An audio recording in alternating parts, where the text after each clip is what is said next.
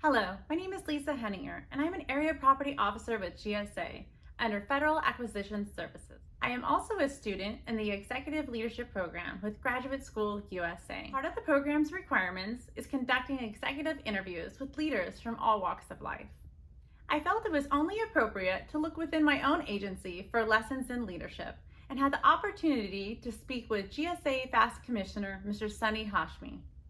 Mr. Hashmi is an accomplished leader in the technology industry and led GSA to adopt the Cloud Initiative as Chief Information Officer. He has received several prestigious awards in the federal IT field, from the Fed 100 to being a finalist in the Samuel Heyman Service to America Medal.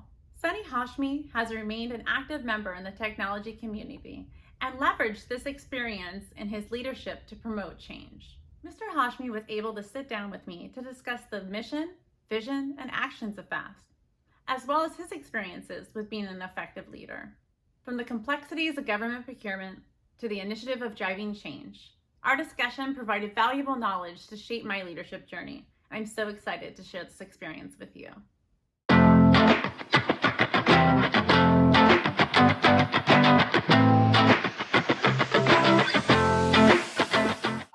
Good morning, Mr. Hashmi. How are you? I'm good, thank you. How are you? I'm doing great, thanks. Looking forward to the conversation. I appreciate you spending time. As FAST Commissioner, can you share some of your priorities and initiatives for the agency, as well as your strategies for achieving them? Yeah, sure thing. So obviously, everything we do starts with the core mission of the agency. The federal government has a core mission that's defined. Our mission at FAS is to drive best value for our customers. So we are an extension of our customers when they're looking for solutions to solve their mission problems. The work that we do allows them to ultimately find better solutions at a better, more competitive, in a more competitive environment. So first of all, stay focused on that mission. So when you step back, to me, everything starts with what are the first principles, right? If you look at FAS, we are such a broad organization. We do so many different things. We have so many different mission areas. And it's easy to sometimes get distracted. All those things individually can look like very different things. But when you step back and you say, okay, what are we here to do? If we fail at our jobs, what happens? If we succeed at our jobs, what does that look like? And then things start to come into better focus, right? And about a couple of years ago, we went through this exercise and we had this question of ourselves. And what came out of that process was a very clear articulation of what we need to do to be successful as an organization. And to me, I call them the North Stars, but people have different names for them. But to me, it's like if we do these three things really well, if we continue to focus on these three things really, really well, then everything else falls into place. Revenue shows up, business volume goes up, our profitability happens.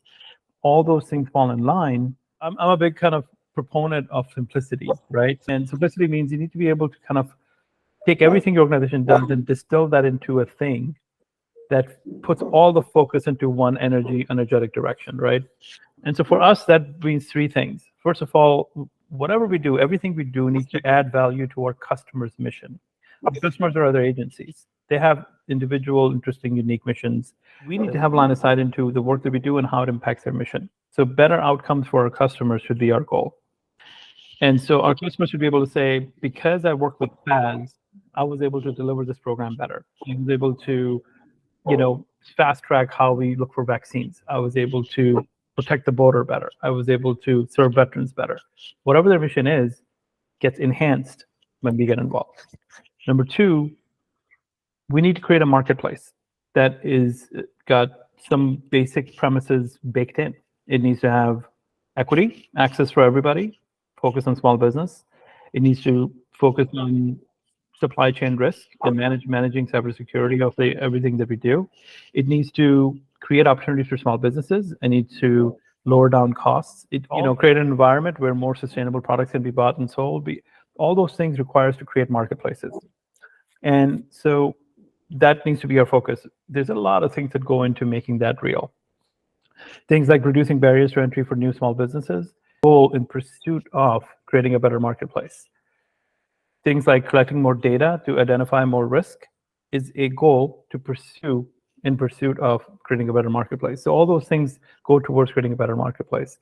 And number three is making it dead easy to do business with us. Federal acquisition is hard. There's a lot of policies and regulations in play. We need to continuously, actively make efforts to make it easier to do business with us. People do things that are easy. And so we can focus a lot of energy around how do we negotiate pricing better, and maybe we reduce our fees, et cetera. All those things are worthwhile conversations. But ultimately, if you make it dead easy to do business with us, people come in for repeat business. But they know when they go to FAS, they can easily transact.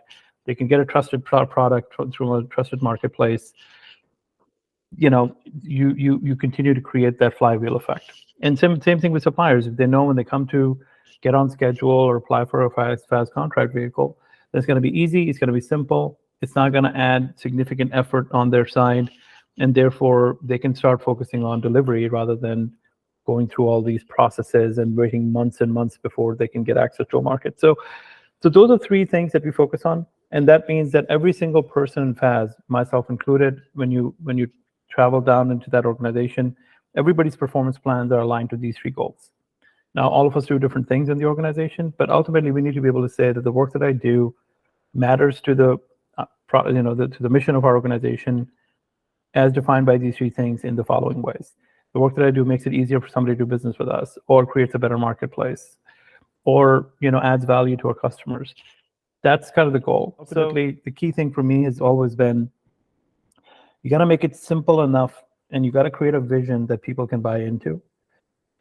And that vision has to, there's a great motivation for that vision to incorporate everything that we do. And it can't be the right vision statement or mission statement if it does.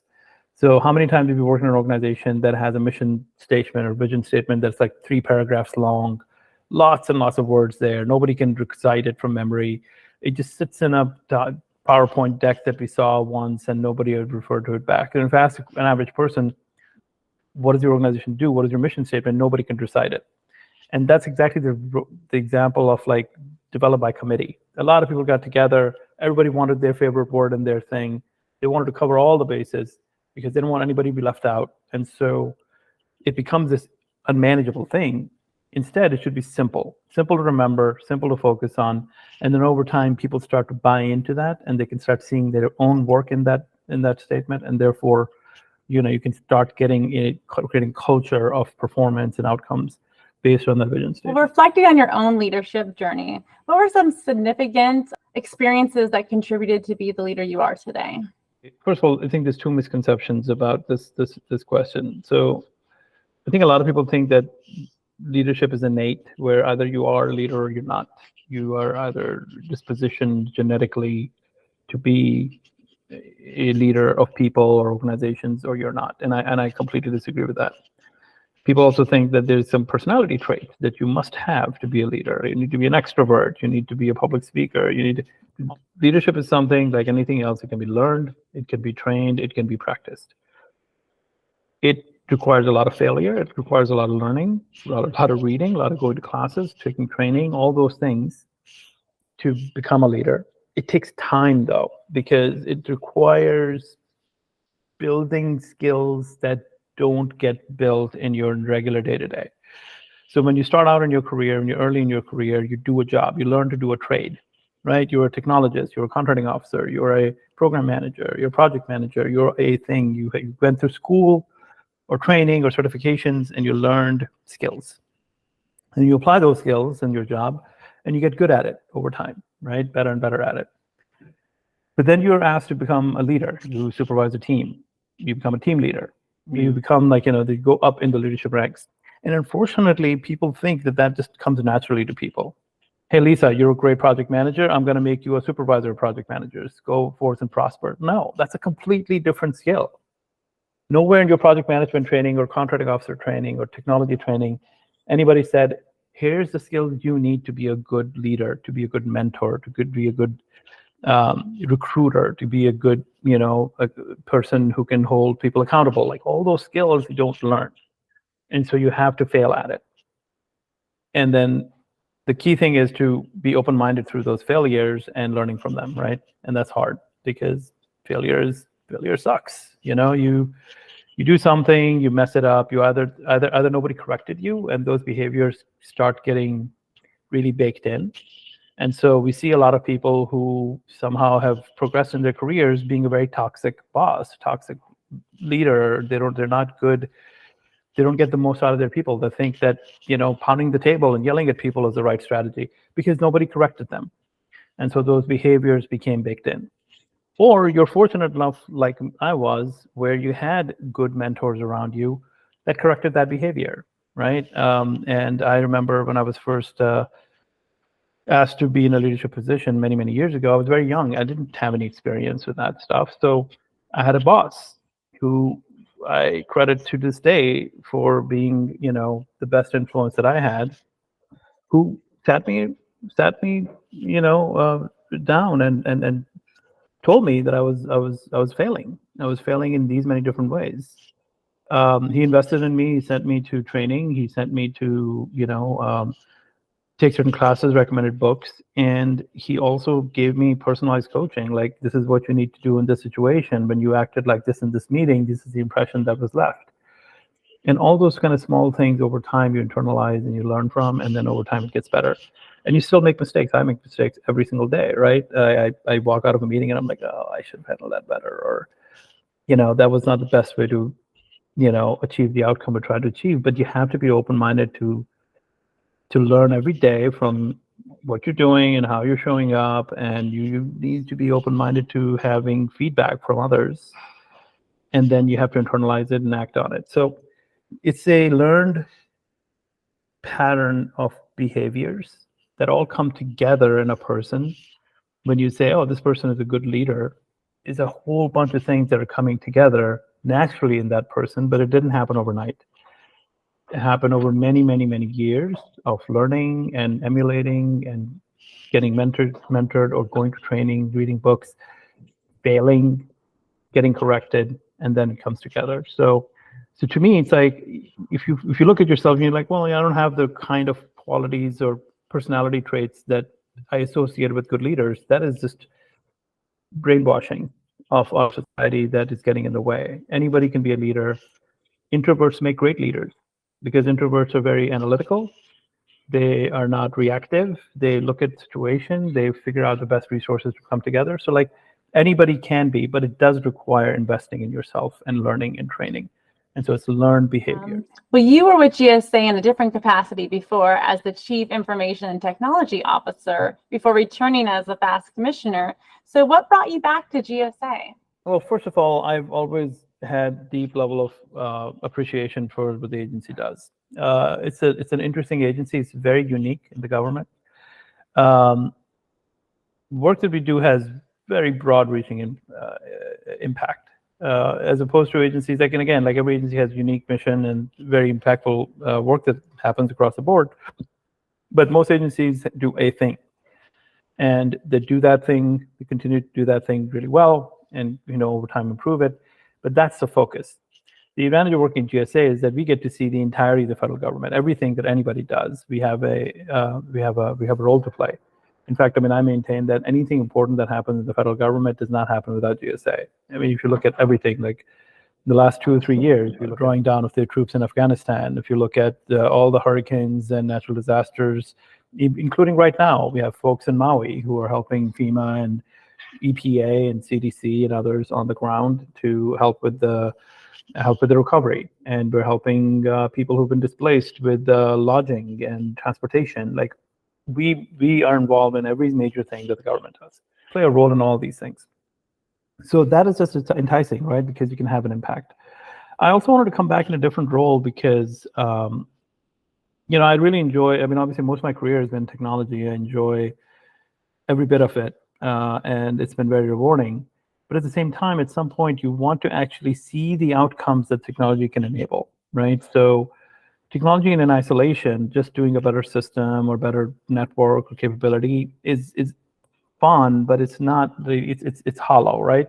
But when you actually have if you're responsible for a business problem, an outcome you're trying to drive, and the technology can play a great role in that pursuit, but it's not the only solution, right? It's a combination of process improvements and personnel and new skill sets and and relying on data and relying on better business processes and systems, all those things come together for the outcome that you try to drive. That's very rewarding. And so I wanted to have an opportunity to affect that. FAS's mission is incredible. I've always admired this organization for many of the reasons that I just mentioned. Being able to accelerate that mission, deliver better outcomes through the use of technology and other strategies is like just the ultimate privilege. So when the opportunity arose and coming back in as part of the administration, I absolutely could not say no. So I was just very blessed to be able to be asked and have the opportunity to serve in this space. Leader, is there a science to having a clear vision for the future while still remaining to be adaptable to the challenges and changes? Again, very complicated to do, however, vital to do it right? So as I mentioned earlier, it's the leader of the organization's job to paint a vision, create a framework that everybody can align to or belong to. What most people do wrong, and I've done this wrong for most of my life, most of my professional life, is to get into the details very quickly. You go from we want to create a marketplace to here's the 5 things you want to do by next Tuesday, and there's like this all of this because you have a particular idea as a leader on how you could approach that problem, and so you get specific into I want you to go add this database, I want you to send out this notice, I want you to reach out to this person, and that's the problem. That desire to jump straight into solutions is where things go wrong. So I'm a big fan of Simon Sinek. I don't know if you know Simon Sinek. He's a thought leader. He's done a lot of speaking. He's written books. One of the things he says, and he's observed Navy SEALs, for example, and simple things. So when the Navy SEALs eat, the commander eats last, right? Because the commander's job is to make sure that all of the troops have eaten before they eat. So it's not hierarchy based on top down. The commander is going to be first in line and they'll eat and then everybody else gets to. It's the opposite. So the pyramid inverts, and that's the right leadership model, right? And so when you're in a meeting, for example, and you're the head of the table, you're the leader, your job is to let everybody else speak before you speak. You speak last. Because as soon as you say something, you shut down the conversation. Everybody's going to be now aligned to what you want, what your point of view is. And this is something I fail at every day, right? This is an example of things that I remind myself and fail over and over again. Because in the fast-paced environment that we move in, we just want to get to the answer, we want to get to the outcome. But that's the kind of learning that we need to continue to reinforce in our science, right? So the job of the leader is to set the grand vision. Here's where we're going. This is the direction we want to go in. But then create lots and lots of space for people to innovate within it, right? So your job is to create a vision, but then let all of your smart people who work for you create the mechanisms, the strategies, the mechanics to get you there. And trust that they're going to fail sometimes. Trust that they're going to try their best. They're going to incentivize them to take some risks. Make sure that they're okay when the risks that they took didn't pay off, and didn't pan out. That it's okay. They're not being penalized because they took a risk, because that sets the wrong incentives. But that space that you create, the culture of we're going to try a bunch of things, we have some ideas, everybody's voice matters, every idea goes up. We look at it, deliberately. We make sure the best ideas win. We try them, we fail at them, we succeed at some, we build on successes. That's this culture. That's the space you need to create. And it's not like it's easier said than done, right? Because government operates in a hierarchical environment. It's command and control. So it's very hard to kind of have this bottom-up culture of ideation and risk-taking when ultimately accountability flows top-down, right? This is the reason why government, like people say that, it's very hard to innovate in government, is because the structures are not aligned. In order to innovate, you need to create an environment of bottom-up innovation. Ideas happen here at the bottom, at the front lines. Those ideas need to be nurtured, tried, elevated, processed, piloted, and then the best ideas become practices and they get scaled, and then we go up. Meanwhile, in government, budgets flow down like this, authorities flow down like this, accountability flows down like this. And so that's where things break down, right? But it can be done. I'll give you an example. Like MRAS is a great example of this, right? MRAS is a program that FAS came up with to very quickly using technology, completely changed the game when it comes to RFIs, doing market research. So a customer wants a thing, within 48 hours, they can go through a process where certified, validated vendors can provide them with solutions or RFI responses. Here's our code, here's what we do. We can, so that the buyer has a better understanding of the market availability before they do a full RFP. Historically, that would take lots of documentation, document processing. RFI goes out. Many weeks later, responses come back. People pour through those responses, and then maybe they'll make a decision. But this is a thing that using technology can be happening in 48 hours, 24 hours, and it's taken off all its own. There was no mandate. There was no big grant policy that was designed. There was no directive or a memo from OMB. One person in FAS said, "I can do this." A non-technologist. They played around with technology enough to be able to say, "Here, we'll pilot this. We'll do it once, and then second time, and the third time," and then the customers started coming. And now we've processed over $20 billion of acquisition activities through this program. Tens of thousands, or at least thousands, of procurement actions have gone through MRAS. And so that's an example of easily, many times during this process, somebody could have said, "No, don't do that. That's not your job. You're not being paid to do this. You need to focus on this thing that I'm telling you to do. Stop wasting time on this thing." IT could have gone, and I'm sure some people did. I'm sure many people said, "Why are you doing this? This is not something we do." But this person persisted.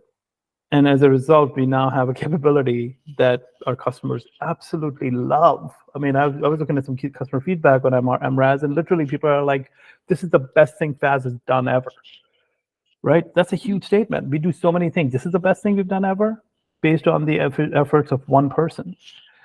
And so that's an example of how this can work, but it requires leaders at all levels to create space for that to work, to say yes to ideas, to allow people to articulate those ideas, to let them play with it, to create some space and time for them to take some risks, create guardrails. But like, that's the challenge of managing and leading in today's environment, in the knowledge society that we're living in.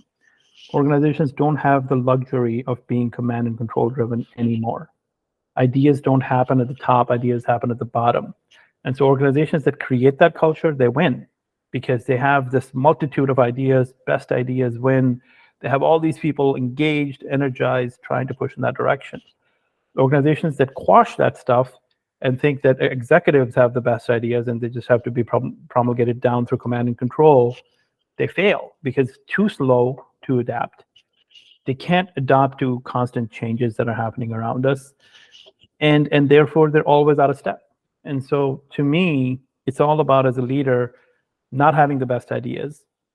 In fact, just creating an environment where people can come up with those and they can be celebrated. And your job is to say yes to them, within very broad, kind of guardrails. Well, with the procurement landscape always changing and evolving, how is FAS making sure that they're keeping up with the latest trends and advancements while still meeting the customer's needs? Always a balance, right? First of all, customer's voice matters a lot, right? So we need to make sure that a customer's world is changing constantly. So they're asking us all these pushing questions. What about AI? What about this? What about that? So we have to be responsive to that. It's easy to say, no, we don't do that. But like when the customer says that, we're looking to invest in this technology, try a new thing, we have to be the ones who go through that journey with them and share the burden and share the risk, because then the customer is happy, then they can come back to us, right? One of the things that FAS does, which we're fortunate to do, is that in the government, all spending is categorized in about 10 different spending categories. Top level, they call categories. Underneath them, there's subcategories. But if you think of anything that government buys, from medication to ammunition, there's a category for that product, right? So 6 out of the 10 categories across the government spending is run by and managed by FAS, right? Which means that we have an expert in those categories that works in FAS. And their job, the entirety of their job, is to look at the marketplace and changing dynamics always.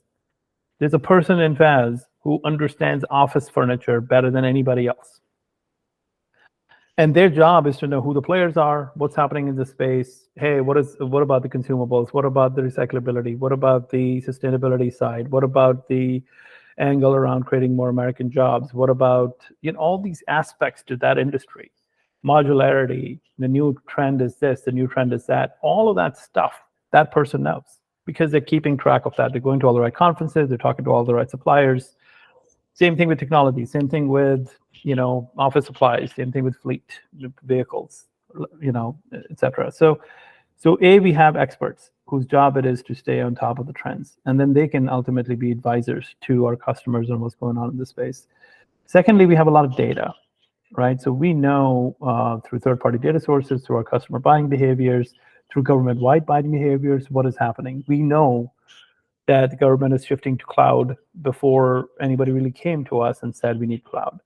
We know that there's specific challenges with how we buy cloud because we are hearing that from our customers. We know that there's spending in cybersecurity and zero trust continues to increase because we are seeing those spending trends increase, right? So we can adapt our solutions ahead of that curve. We can be there when the customers need us because we've done the homework ahead of time. We do that quite a bit. We are doing that in the space of AI right now. Even though a lot of agencies are still playing with the generative AI space, it's obviously a hot topic. A lot of people are talking about it. So we're taking proactive steps just to understand what the marketplace looks like, what the security implications are, who the players are, how do we buy these things, what is the best practice? And we're proactively publishing things like buying guides where agencies can say, okay, like if I'm an agency, I just want to buy some AI, but I have no idea what that means. I have a buying guide. Here's the top vendors. Here's how you buy. Here's the relative pricing you should expect to pay.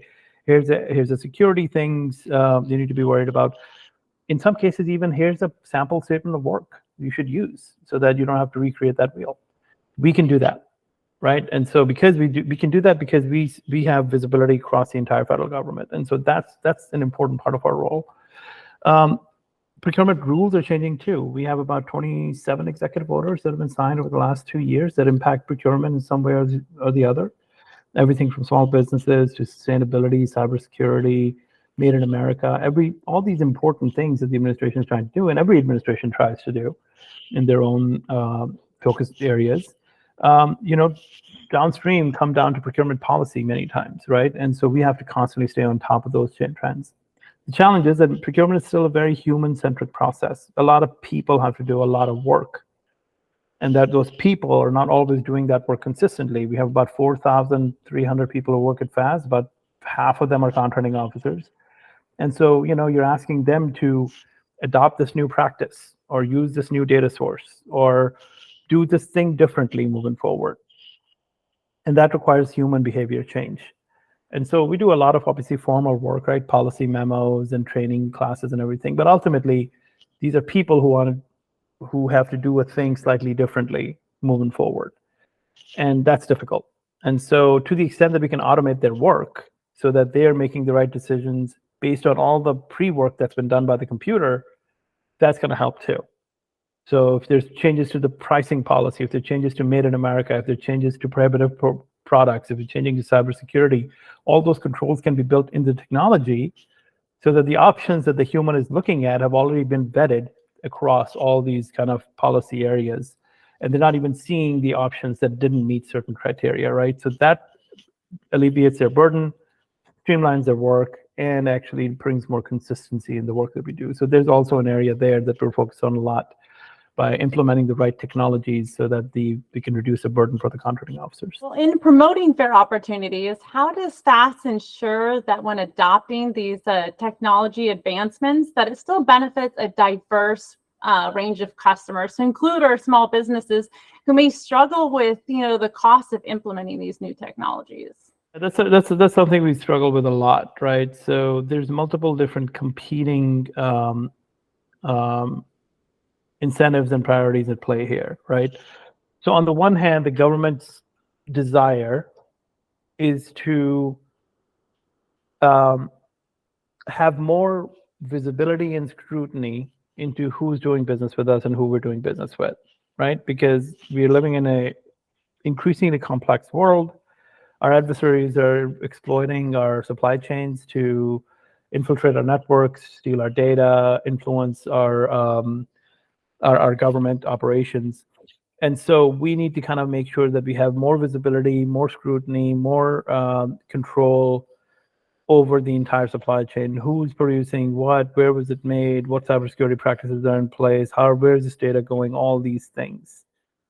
We also the requirements are also getting more and more complex, and so they're being bundled, and that's a trend that's happening for a long time too, right? So like instead of buying the hardware and then the software and the service and the thing and the operation separately, you're like bundling all of that. But when you bundle these requirements because you want one set of accountability for the outcome you're trying to drive, historically government used to buy discrete products and services, right? I remember back in the day I was running IT and we would like do data center migrations, and the way we would do that, we would buy servers from Dell or whatever, HP or whatever.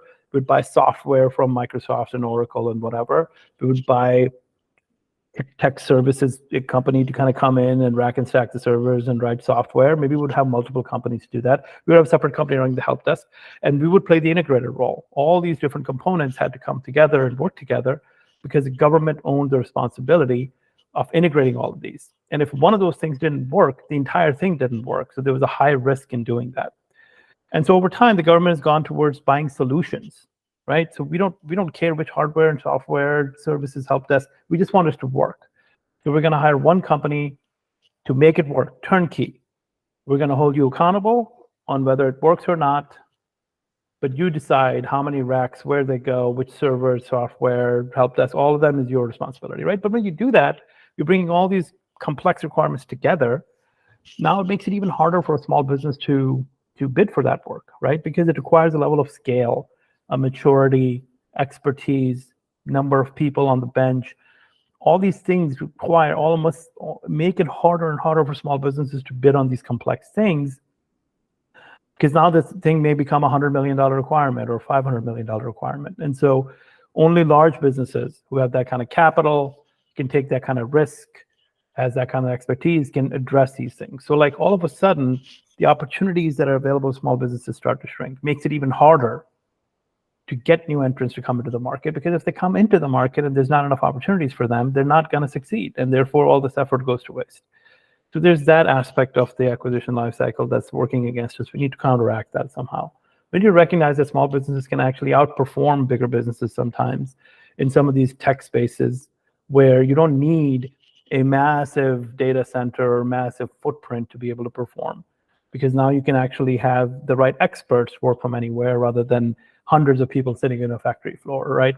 So we need to kind of reshape our thinking a little bit there. Secondly, we also notice that many small businesses, that when they join the business, the marketplace, don't succeed. Many of them don't make any money. And oftentimes it's because they have very little support in what to do after you join, right? So we provide a lot of training and support for people to go through the schedules application, to go through the SAM application. But once they become part of the schedules program, historically, there's been very little. Nobody says, okay, here's how you do business development. Here's how you do marketing. Here's how you market your wares. Here's how you do analysis on who your competition is. Here's where you go to look for RFPs, who's posting what, so you can bid on something. Here's what a good proposal looks like. These are all trainings that very small businesses have no idea. So now imagine you're a person who sells chairs. You build and manufacture and sell furniture. And you said, hey, the government buys a lot of furniture. I'm going to sell to the government. You go through all of this process and get on schedule, and then you don't know where to go. You don't even know which website to go to kind of sell your stuff. And what is an RFP? And what are these disclosures? And, which conferences should I represent at? Where do I do marketing? And so we need to do better to kind of help these small businesses get off the ground until they're just enough to kind of know the mechanisms and how to operate in our marketplace. So that's number two. Number three is that we do have significant barriers to just join. And many of them are just exacerbated by new policies that come down because of all the right reasons, right? So now, if you're a company that has any product that has any semblance of software, you have many significant new requirements to have secure coding, to do breach disclosure, to do lifecycle software management, patching.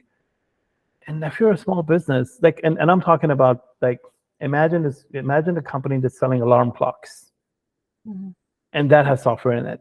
And now you need to have secure coding principles and So you would rather say, you know what, it's not worth it anymore. And so that's not a bad thing, because those things are all coming from a good place. That they're required, but we need to calibrate better. We need to be thoughtful about how it's actually going to impact these small businesses and continue to make sure that they don't get disproportionately impacted by these policies. And there's work to be done there. I'm proud of the work that we've done. In fact, FAS, actually GSA is one of the few agencies, if not the only agency, that's actually increased the number of small businesses and new small businesses that have actually worked for us for the last year as part of our small business scoring and scorecard. If you look at the programs like 8A Stars 3, over half the companies that are on that program, a good 50, I want to say 53 to 57% of the companies are first-time entrants into the federal marketplace. So like, these are great things that our teams are doing to create new opportunities, bring new companies into the mix. But we also need to help them succeed when they come in, and we need to continue the momentum on that. So do you see their enthusiasm for RPA eventually turning into action with federal processes? Across the board, we talk a lot about technology modernization, and it's important to kind of continue the momentum on that. But we also need to recognize that the government runs on legacy technology. Majority of the systems and technologies that we rely on day to day for invoice processing, for payments, for student loan processing, for everything we do in the government, relies on disjointed systems. Many of them are antiquated. Even if they're modern, they're disconnected from others downstream, and they don't talk to each other, right?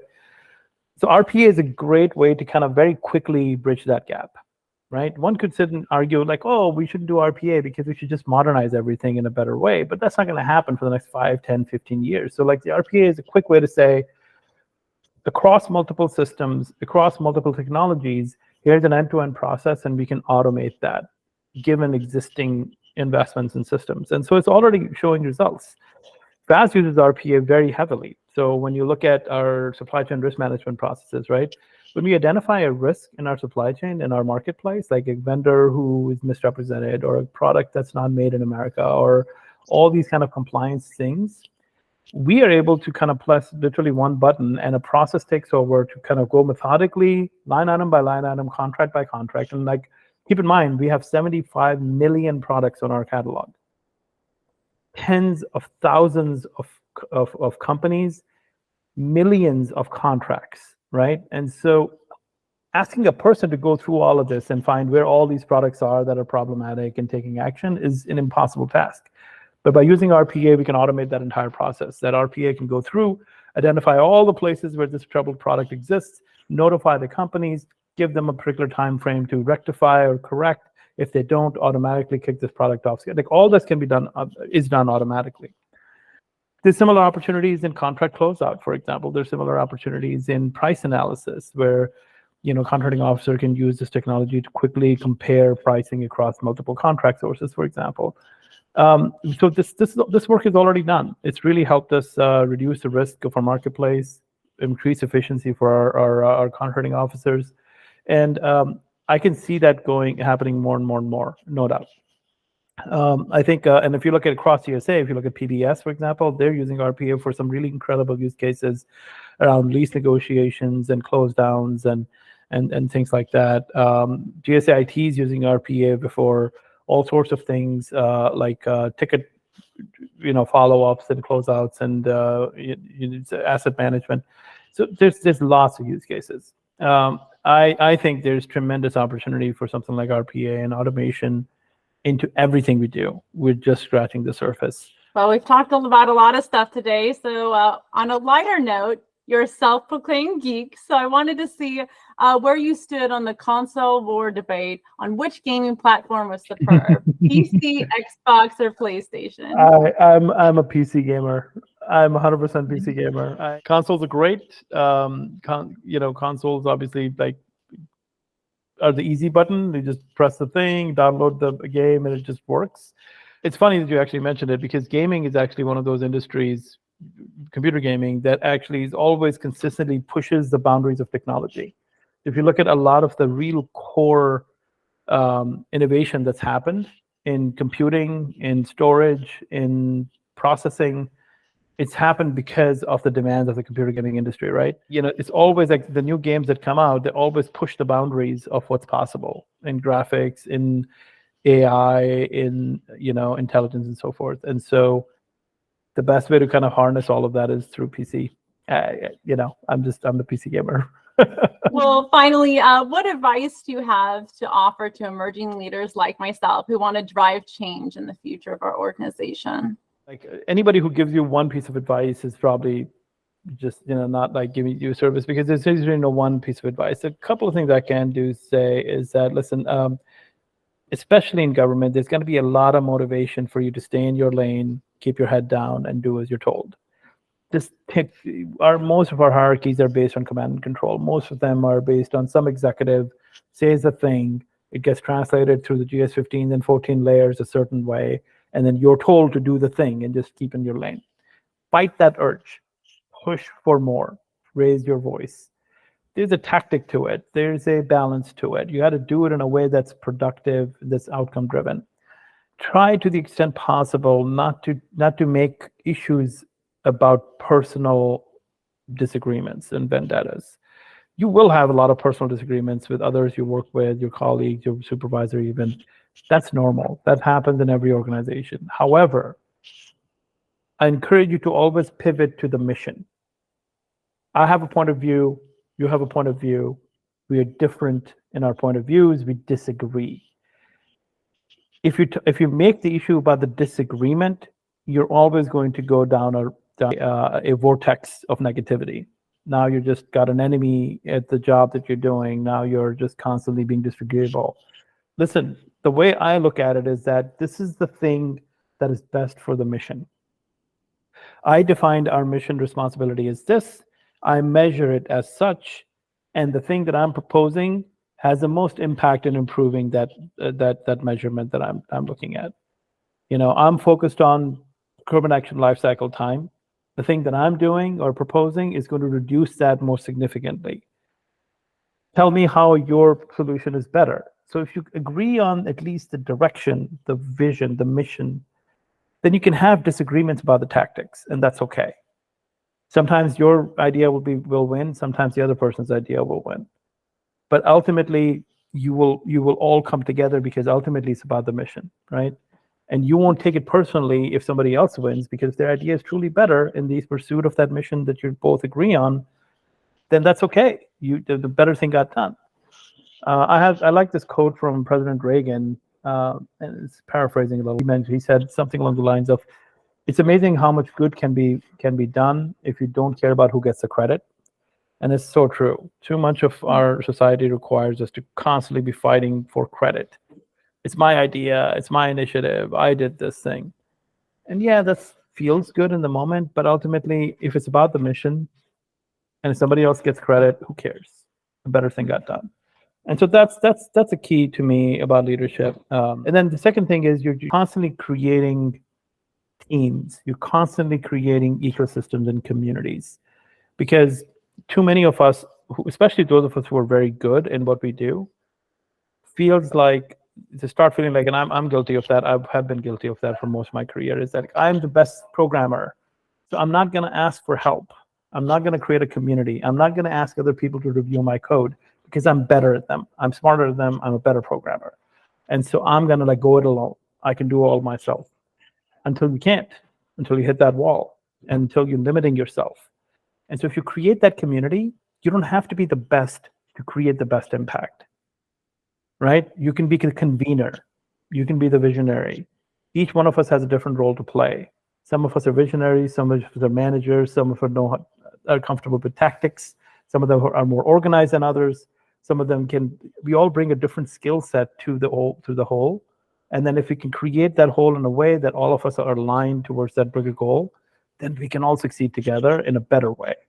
So leaders are constant community builders. I learned that lesson way too late in my career. So don't do what I did, be better. I had to kind of learn my limitations, because I was very good at what I was doing. So I would just go it alone until I couldn't. And then when I looked around, when I needed help, I didn't have a community around me. I didn't have people who trusted me. I didn't have people who would actually go out of their way to participate in what I was trying to do. And so I had to then learn how to build all of that too late in my career. So you guys can do better. You can create that community now, because 5 years from now, 10 years from now, you're going to be in a place where you're like, oh, I need somebody who's really organized. I need somebody who knows technology. I need somebody who is an expert in this specific area, and I've got a community I can pull from.